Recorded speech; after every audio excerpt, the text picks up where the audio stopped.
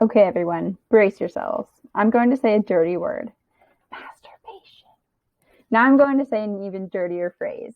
Female masturbation.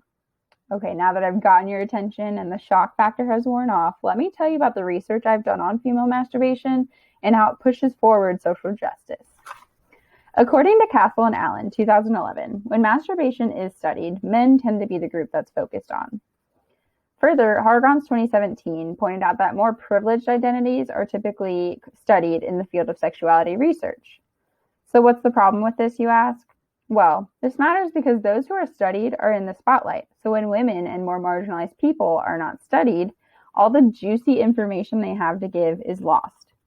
Also, the results of narrowly sampled studies don't apply to those with diverse identities, and in the case of masturbation, this could impact women and other marginalized people's pleasure and connection with their bodies. With this in mind, I wanted to find out just how sex positive and inclusive the current research on female masturbation was.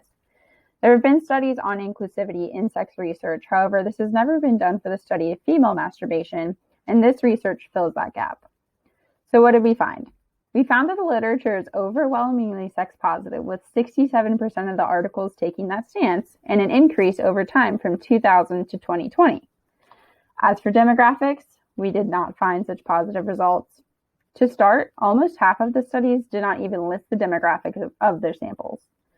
Further, only 28% of the studies had between 1 and 3 marginalized identity groups highlighted, while none had 4 or 5 highlighted.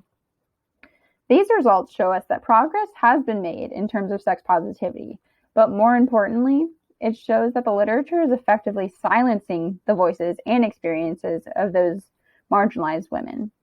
With this kind of information, we can bolster the shift of sex positivity in research, clinical practice, and policy, and help women connect to their pleasure. When masturbation research includes diverse women's voices, there is huge potential for increased pleasure and sexual well-being of all. And we all know we could all use a little bit more pleasure these days. Thank you.